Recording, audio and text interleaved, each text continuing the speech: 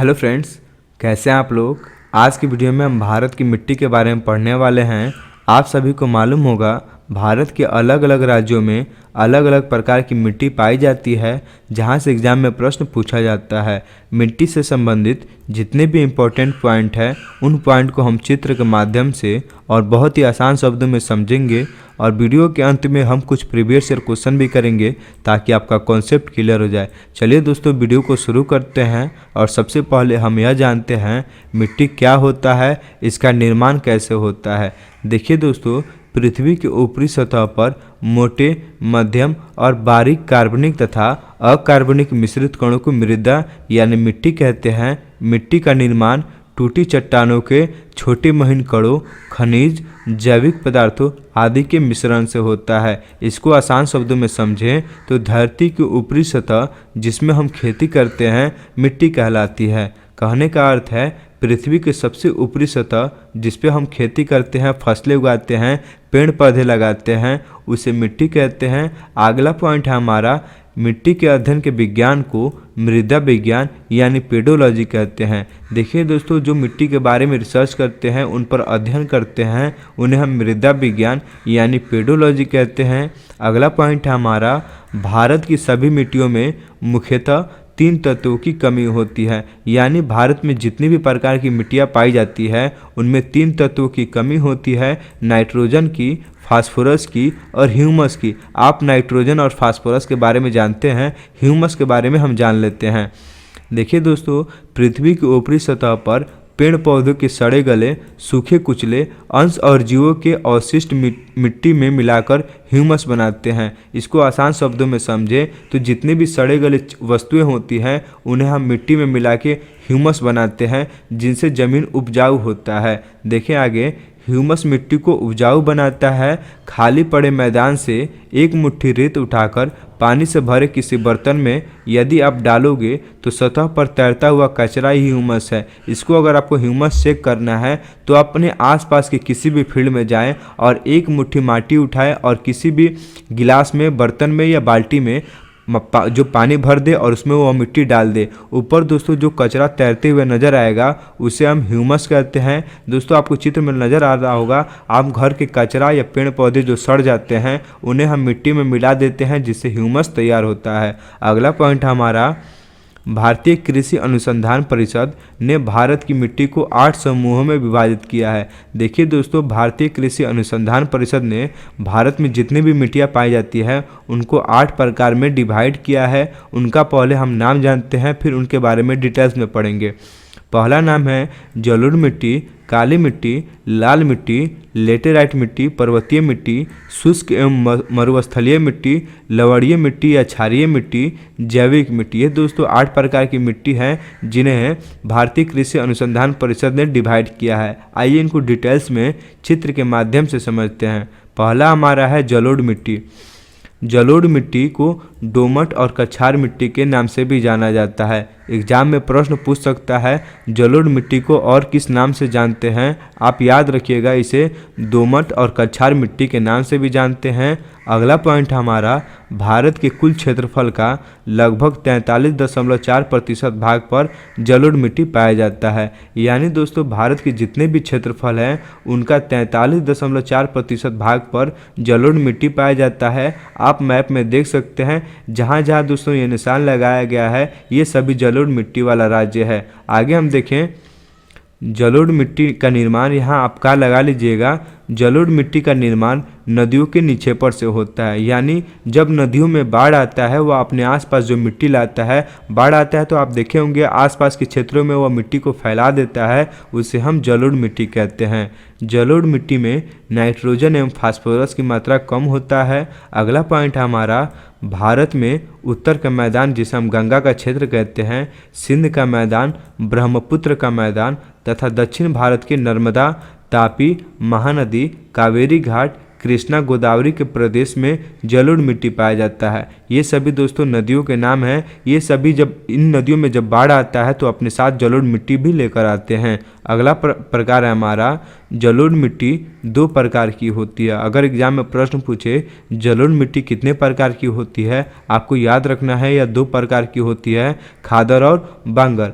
पुराने जलोढ़ को बांगर कहते हैं, जबकि नदियों के आसपास के क्षेत्र में प्रतिवर्ष बहा कर लाई जाने वाली अधिक उपजाऊ मृदा को खादर कहते हैं। देखिए दोस्तों, जो पुराने जलोढ़ होती है यानी नदियों में बहुत पहले बाढ़ आया है, यानी 5 साल पहले 10 साल पहले, जब उस समय वह मिट्टी लाया होता है, उसके बहुत साल बाद जब वह पुराना हो जाता है उसे बांगर कहते हैं। अगर दोस्तों अभी हाल फिलहाल में जब बाढ़ आए वह अपने साथ जो मिट्टी लाता है उसे खादर कहते हैं। दोस्तों बांगर की तुलना में खादर अधिक उपजाऊ होता है। अगला हम पॉइंट देखते हैं, काली मिट्टी।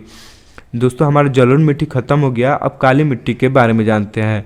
भारत के कुल क्षेत्रफल का लगभग 15% भाग में फैली है, यानी काली मिट्टी भारत के 15% भाग पर फैला हुआ है। आप काली मिट्टी को चित्र में देख सकते हैं, ये बिल्कुल काला होता है। काली मिट्टी नमी को अधिक समय तक बनाए रखती है और नमी खत्म हो जाने पर इसमें दरार आ जाती है। जैसा कि आप चित्र में देख सकते हैं, ये नमी को अधिक समय तक बनाए रखता है और जब नमी खत्म हो जाता है तो इसमें दरार आ जाता है। अगला पॉइंट हमारा, इस मिट्टी को कपास की मिट्टी या रेगड़ मिट्टी भी कहते हैं, यानी जो काली मिट्टी होती है उस पर कपास की बहुत ज़्यादा खेती होता है, इसलिए इसे कपासी मिट्टी भी कहते हैं और रेगड़ मिट्टी भी कहते हैं। एग्जाम में प्रश्न पूछा गया है कपासी मिट्टी किसे कहते हैं, आपको याद रखना होगा काली मिट्टी को हम कपास की मिट्टी यानी कपासी मिट्टी और रेगड़ मिट्टी भी कहते हैं। अगला पॉइंट हमारा, यह मिट्टी लावा प्रदेश में पाई जाती है, यानी जहाँ ज़्यादा ज्वालामुखी आता है वहाँ यह काली मिट्टी पाया जाता है। अगला पॉइंट हमारा, काली मिट्टी वाली ज़मीन में लोहा, एल्युमिनियम, मैग्नीशियम कार्बोनेट, चूना, पोटास और कैल्शियम प्रचुर मात्रा में पाई जाती है। अगला पॉइंट हमारा, काली मिट्टी में भी नाइट्रोजन एवं फास्फोरस की मात्रा कम पाई जाती है। इस मिट्टी के क्षेत्र में गुजरात, महाराष्ट्र, मध्य प्रदेश, आंध्र प्रदेश का पश्चिमी भाग और मैसूर का उत्तरी भाग आता है। देख सकते हैं आप मैप में किन किन राज्यों में यह पाया जाता है। दोस्तों ये गुजरात, महाराष्ट्र, मध्य प्रदेश, आंध्र प्रदेश का पश्चिमी भाग, यानी जो वेस्ट में है, इधर पश्चिम में आपको मालूम होगा, इनके पश्चिमी भाग में पाया जाता है और मैसूर का उत्तरी भाग में पाया जाता है। अब दोस्तों हम लाल मिट्टी जानते हैं। लाल मिट्टी भारत के कुल क्षेत्रफल के 19% भाग में देखने को मिलता है। आप लाल मिट्टी को देख सकते हैं, ये भारत के जितना भी क्षेत्रफल है उनका 15% भाग पे लाल मिट्टी पाया जाता है। अगला पॉइंट है हमारा, लाल मिट्टी में फेरिक ऑक्साइड की अधिकता देखने को मिलती है, इसके कारण यह लाल होता है। यानी प्रश्न पूछा गया है लाल मिट्टी का रंग लाल क्यों होता है, तो आपका आंसर होना चाहिए फेरिक ऑक्साइड की वजह से लाल मिट्टी का रंग लाल होता है। ये दोस्तों बहुत वीवीआई पॉइंट है, आप याद रखिएगा, फेरिक ऑक्साइड की वजह से लाल मिट्टी का रंग लाल होता है। अगला पॉइंट हमारा, लाल मिट्टी में मैग्नीशियम, नाइट्रोजन, फास्फोरस, पोटास की कमी होती है। अगला पॉइंट हमारा, इस मिट्टी में अधिकतर मोटे अनाज जैसे ज्वार, बाजरा, मूंगफली, अरहर, मक्का आदि की उपज होती है। अगर हमसे फसलों के नाम भी पूछे तो आप फसल के नाम भी नोट कीजिएगा। प्रश्न ऐसे पूछ सकता है लाल मिट्टी में कौन फसल उगाया जाता है, 4 ऑप्शन दिया होगा, अगर उन 4 ऑप्शन में ये ऑप्शन होगा तो आपको यही ऑप्शन चुनना होगा। देखिए दोस्तों, लाल मिट्टी में ज्वार, बाजरा, मूंगफली, अरहर और मक्का की खेती होता है। अगला पॉइंट हमारा, लाल मिट्टी तमिलनाडु राज्य में सबसे अधिक विस्तृत है, यानी लाल मिट्टी तमिलनाडु राज्य में सबसे अधिक फैला हुआ है। प्रश्न पूछ सकता है लाल मिट्टी का फैलाव सबसे ज़्यादा कहाँ है, तो आपको याद रखना होगा तमिलनाडु राज्य में। महाराष्ट्र के दक्षिणी पूर्व भाग में, मद्रास में, आंध्र प्रदेश में, मैसूर में और मध्य प्रदेश के पूर्वी भाग में, उड़ीसा, झारखंड के छोटा नागपुर प्रदेश में, पश्चिम बंगाल तक लाल मिट्टी के क्षेत्र फैला है। यानी दोस्तों लाल मिट्टी बहुत क्षेत्रों में, बहुत राज्यों में फैला है, लेकिन सबसे ज़्यादा तमिलनाडु राज्य में फैला है। यहाँ से प्रश्न पूछ सकता है, आपको बता चुके हैं लाल मिट्टी का सबसे ज़्यादा फैलाव तमिलनाडु राज्य में है, बाकी राज्यों में थोड़ा कम है। आगे हम देखें लेटेराइट मिट्टी। दोस्तों लेटेराइट मिट्टी का चित्र ऊपर है, आप देख सकते हैं, ये लेटेराइट मिट्टी है, ये लाल मिट्टी जैसा ही दिखता है। भारत में क्षेत्रफल के दृष्टिकोण से लेटेराइट मिट्टी का चौथा स्थान है, यानी दोस्तों 4 नंबर स्थान पे भारत में लेटेराइट मिट्टी आता है। लेटेराइट मिट्टी में लौह ऑक्साइड एवं एल्युमिनियम ऑक्साइड की अधिक मात्रा पाई जाती है।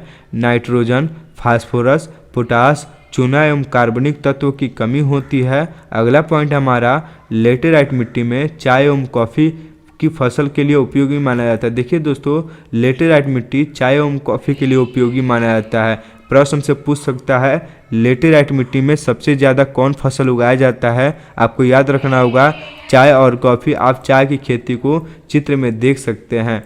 अगला पॉइंट हमारा, इस मिट्टी में काजू की फसल अच्छी होती है। यानी दोस्तों, जो लाल मिट्टी लेटेराइट मिट्टी है वहाँ काजू की फसल भी अच्छी होती है। अगला पॉइंट है, भारत में लेटेराइट मिट्टी असम, कर्नाटक एवं तमिलनाडु राज्य में अधिक पाया जाता है। आप राज्य का नाम भी नोट करते हुए चलेगा, एग्जाम में हमसे राज्य का नाम भी पूछता है। आप मैप में देख सकते हैं, ये सभी राज्यों में थोड़ा थोड़ा पाया जाता है। अगला पॉइंट हमारा, मरुस्थलीय मिट्टी। जैसा कि आपको नाम से ही पता चल रहा है, जो मरुस्थलीय मिट्टी है वो मरुस्थलीय क्षेत्र यानी जैसे राजस्थान क्षेत्र में सबसे ज़्यादा पाया जाता है। इसमें हम जितने भी इम्पोर्टेंट पॉइंट है उन पॉइंट को देखें तो पहला पॉइंट है, मरुस्थलीय मिट्टी कम वर्षा वाले शुष्क क्षेत्रों में मिलती है। यानी जहाँ कम वर्षा होती है वहाँ मरुस्थलीय मिट्टी मिलती है। यह मिट्टी मुख्य रूप से मरुस्थलीय मैदानों में पाई जाती है। इस मिट्टी में सामान्यतः ह्यूमस का अभाव होता है। यानी जो मरुस्थलीय मिट्टी होती है वहाँ दोस्तों मिट्टी में सड़े गले चीज़ों को मिलाने की क्षमता नहीं होता है, यह अधिक उपजाऊ नहीं होता है। इस प्रकार की मिट्टी में मोटे अनाजों की कृषि की जाती है। अगला पॉइंट हमारा, आप दोस्तों मरुस्थलीय मिट्टी को चित्र के माध्यम से देख सकते हैं। अगला पॉइंट हमारा, घुलनशील लवण एवं फास्फोरस की मात्रा अधिक पाई जाती है। अगला पॉइंट हमारा, नाइट्रोजन एवं कार्बनिक तत्वों की कमी होती है। तिलहन के उत्पादन के लिए उपयोगी होता है। तिलहन को हम सरसों भी बोलते हैं, यानी दोस्तों यह सरसों के खेत के लिए उपयोगी होता है। अगला पॉइंट हमारा, तिलहन के अतिरिक्त ज्वार, बाजरा एवं रागी की फसल की पैदावार अच्छी होती है। मरुस्थलीय मिट्टी में दोस्तों तिलहन, ज्वार, बाजरा एवं रागी की फसल बहुत ज़्यादा उगाई जाती है। आप ज्वार को देख सकते हैं, ये ज्वार फसल है। अगला पॉइंट हमारा, यह राजस्थान के थार प्रदेश में, पंजाब के दक्षिणी भाग में और राजस्थान के कुछ अन्य क्षेत्रों में पाया जाता है। लेकिन दोस्तों सबसे ज़्यादा पूछे तो सबसे ज़्यादा राजस्थान में पाया जाता है।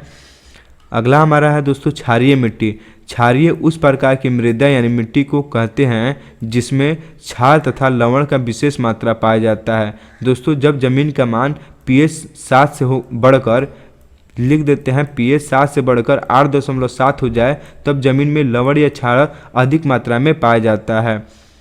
अगला पॉइंट हमारा, लवणीय और क्षारीय मिट्टी को रेह, उसार, कल्लर, रकार, थूर और चौपन भी कहते हैं। ये सभी दोस्तों क्षारीय मिट्टी का नाम है। रेह, उसार, कल्लर, रकार और थूर और चौपन, ये सभी नाम है दोस्तों, आप नोट कीजिएगा। अगला पॉइंट हमारा, लवण और क्षारीय मिट्टी में सोडियम, कैल्शियम और मैग्नीशियम की मात्रा अधिक होने के कारण यह मिट्टी अनुपजाऊ होती है। यानी दोस्तों जो क्षारीय मिट्टी होता है वह अनुपजाऊ होता है। अनुपजाऊ क्यों होता है? क्योंकि इनमें सोडियम, कैल्शियम और मैग्नीशियम अधिक मात्रा में पाया जाता है। अगला पॉइंट हमारा, इसमें नाइट्रोजन की मात्रा कम पाई जाती है। लवणीय और क्षारीय मिट्टी भारत में पश्चिमी राजस्थान, हरियाणा, पंजाब, उत्तर प्रदेश, महाराष्ट्र, केरल के तटवर्ती क्षेत्र में, बिहार में पाई जाती है। ये सभी राज्यों में ये लवणीय और क्षारीय मिट्टी पाया जाता है। आप राज्य के नाम भी नोट कीजिएगा, देख सकते हैं, इनका चित्र देख सकते हैं। अगला हमारा है जैविक मिट्टी।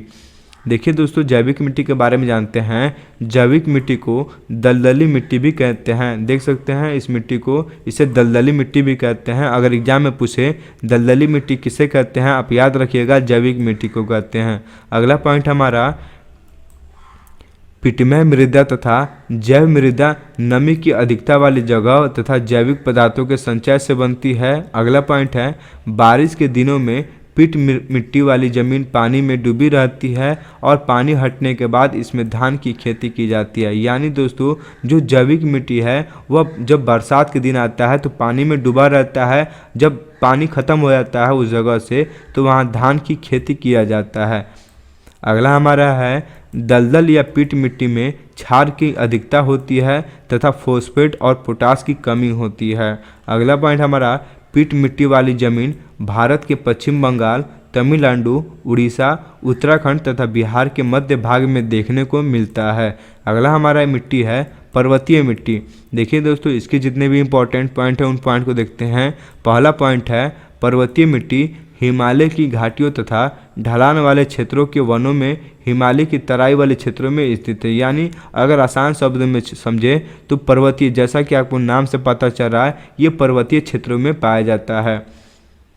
अगला हमारा है पर्वतीय मिट्टी ऐसी मिट्टी होती है जिसमें कंकड़ एवं पत्थर की मात्रा अधिक पाई जाती है, क्योंकि दोस्तों आपको मालूम है ये पर्वत पे होती है, इसलिए यहाँ कंकड़ और पत्थर अधिक मात्रा में पाया जाता है। अगला पॉइंट हमारा, इस मिट्टी में भी पोटास, फास्फोरस एवं चूने की कमी पाई जाती है। अगला पॉइंट है पहाड़ी क्षेत्र के नागालैंड में झूम खेती सबसे अधिक की जाती है। दोस्तों झूम खेती पेड़ों को काट के किया जाता है, इसलिए इसे आप झूम खेती के बारे में जानते होंगे। पेड़ों को काट के ये झूम खेती किया जाता है और जब फसल पक जाता है तो फसलों को काट के दोस्तों जो बचा कुचा सामान होता है वो खेतों में ही जला दिया जाता है और इसका खाद के रूप में प्रयोग किया जाता है। पर्वतीय क्षेत्र में सबसे अधिक गरम मसाले की खेती होती है। अगर प्रश्न पूछे गरम मसाले की खेती सबसे अधिक कहाँ होती है, आप याद रखिएगा पर्वतीय क्षेत्रों में। अगला पॉइंट हमारा, वन मृदा वृक्ष के गिरे हुए पत्तों से ढकी रहती है और सड़ने से इसकी उर्वरता बढ़ जाती है और सड़ने से जंगली मिट्टी का ऊपरी भाग काला हो जाता है। अगला पॉइंट है चाय, कॉफ़ी, गरम मसाले, गेहूं, मक्का, धान इत्यादि फसलें यहाँ होती है पर्वतीय मिट्टी में। अगला पॉइंट है वन मृदा और पर्वतीय मिट्टी असम अलग राज्य है दोस्तों। कश्मीर, हिमाचल प्रदेश, उत्तराखंड जैसी जगहों पर देखने को मिलता है। आप मैप में देख सकते हैं भारत के उत्तरी राज्यों में यह ज़्यादा विस्तार में पाया जाता है। अब आइए दोस्तों मिट्टी से संबंधित कुछ प्रश्न उत्तर कर लेते हैं। ये सभी प्रश्न हमारे पिछले एग्जामों में पूछा गया है। पहला प्रश्न हमारा, भारत में काली कपासी मिट्टी को किस स्थानीय नाम से जाना जाता है? ऑप्शन है रेगुड़, खादर, बांगर और तराई। दोस्तों अभी बताए हैं काली कपासी मिट्टी को रेगुड़ मिट्टी के नाम से जानते हैं और कपासी मिट्टी के नाम से जानते हैं। इस प्रश्न का उत्तर ऑप्शन ए सही हो जाएगा। अगला प्रश्न हमारा, काली मिट्टी का विस्तार कहाँ तक पाया जाता है? ऑप्शन है गुजरात, मध्य प्रदेश, महाराष्ट्र या इन सभी में। दोस्तों काली मिट्टी गुजरात में भी पाया जाता है, मध्य प्रदेश में भी पाया जाता है और महाराष्ट्र में भी पाया जाता है। उत्तर हमारा क्या होगा? उत्तर डी सही हो जाएगा, इन सभी राज्यों में पाया जाता है। अगला प्रश्न हमारा, कपास की खेती के लिए सर्वोत्तम मिट्टी होती है, यानी कपास की खेती के लिए सबसे उचित मिट्टी कौन होता है? ऑप्शन है लाल मिट्टी, चिकनी मिट्टी, लेटेराइट मिट्टी या काली मिट्टी। अभी बताएं दोस्तों काली मिट्टी में कपास की खेती सबसे अधिक होता है, इसलिए काली मिट्टी को हम कपासी मिट्टी भी कहते हैं। ऑप्शन डी हमारा सही हो गया। अगला प्रश्न हम देखते हैं, भारत का संपूर्ण उत्तरी मैदान किस प्रकार की मृदा से बना है? ऑप्शन है काली मृदा, जलोढ़ मृदा, लेटराइट मृदा या शुष्क मृदा। दोस्तों उत्तरी मैदान के जितना भी भाग है वह जलोढ़ मिट्टी से बना है। ऑप्शन बी सही हो जाएगा। जलोढ़ मिट्टी दोस्तों भारत में 43.4% भाग पर फैला हुआ है। अगला प्रश्न हमारा, पुरानी जलोढ़ मिट्टी को अन्य किस नाम से जानते हैं? कल्लर, बांगर, खादर या रेगुड़। दोस्तों पुरानी जलोढ़ मिट्टी को हम बांगर नाम से जानते हैं। ऑप्शन बी हमारा सही हो जाएगा। अगला प्रश्न हमारा, नवीन जलोढ़ मिट्टी को अन्य किस नाम से जाना जाता है? ऑप्शन है बांगर, खादर, कल्लर या रेगुड़। दोस्तों नवीन जलोढ़ मिट्टी को हम खादर के नाम से जानते हैं, सबसे अधिक यही उपजाऊ होता है बांगर की तुलना में।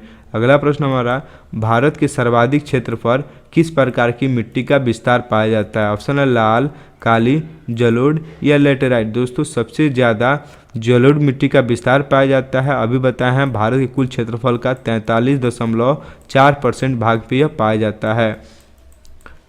अगला प्रश्न हमारा, भारत में सबसे अधिक उपजाऊ मृदा कौन सी है? ऑप्शन है चुनेदार मृदा, जलोढ़ मृदा, काली मृदा या लाल मृदा। दोस्तों सबसे ज़्यादा उपजाऊ मृदा जलोढ़ मृदा है। ऑप्शन बी हमारा सही हो जाएगा। अगला प्रश्न हम देखें, भारतीय कृषि अनुसंधान परिषद के अनुसार भारत में कितने प्रकार की मिट्टियाँ पाई जाती हैं? आप सभी को मालूम होगा 8 प्रकार की मिट्टियाँ पाई जाती है। ऑप्शन ए हमारा सही हो जाएगा। दोस्तों आज के वीडियो हमारा यहीं समाप्त होता है। उम्मीद है आपको सभी पॉइंट समझ में आया होगा। मिलते हैं आपसे नेक्स्ट वीडियो में।